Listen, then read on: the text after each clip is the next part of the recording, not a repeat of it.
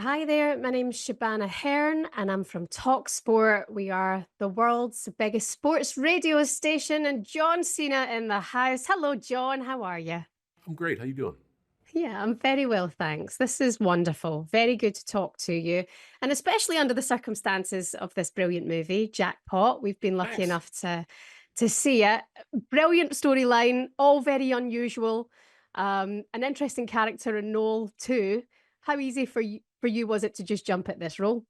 It was very fun, and being surrounded by talented people is great. But the story reads great. It's like you said. It's pretty unusual. It's like a murder lottery, or like The Purge meets Powerball.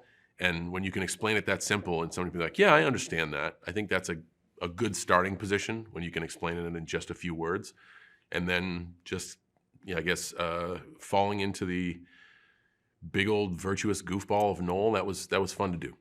Good, good. I mean, it's a storyline in itself in this weird old world that we live in now that is something almost that we could see in the future. I mean, hopefully not with the whole murder thing involved, but it's one of those storylines where there's that bit of escapism as well. But you mentioned the talent around you for this film. Paul Feig as director and producer. Is he the funniest guy in the world that we don't know about as much? Because we see it so much in these films. We laugh so hard. Yeah, and his influences it spreads. He's got quite a reach, and I'm so glad to be able to work with him on this project. And I can see why he makes so many people laugh. He's always full of jokes and never stops, and he is committed to story.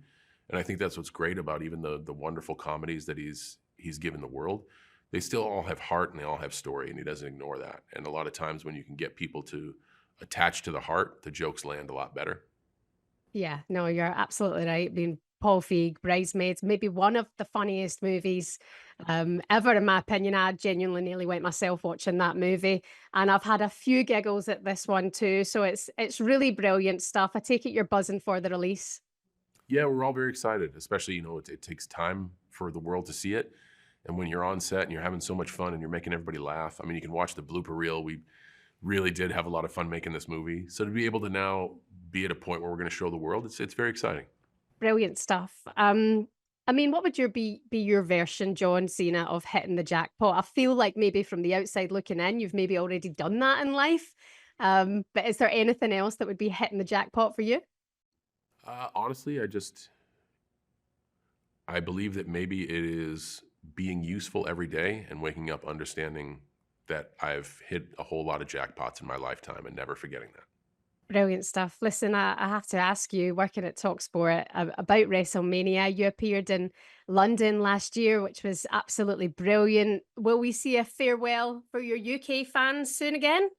I really hope so. As you know, I'm retiring from in-ring performing next year, and we'll start in January, and we'll do our last match in December 2025. And I really hope there are some UK dates involved in that farewell, because I meant what I said. The UK, I said the same thing in Canada. Both the UK and Canada have been such strong supporters of the WWE through thick and thin. I've campaigned for WrestleMania to be located in London because I think London has absolutely earned the right to host the grandest stage of them all. And Nick Khan and Triple H were just there talking to the mayor of London. So hopefully, I don't know, hopefully things work out and maybe a WrestleMania in London's in the future. It's not going to happen in 2025, so I unfortunately won't have a match there. But if it does, I will absolutely be there as a fan. Oh, excellent to hear, John. It feels like there's a huge American contingent coming over to football here. You've got Ryan Reynolds, Rob McElhenney, Tom Brady, even taking over football teams here in the UK. Have you got a Premier League team? Have you got a Championship team?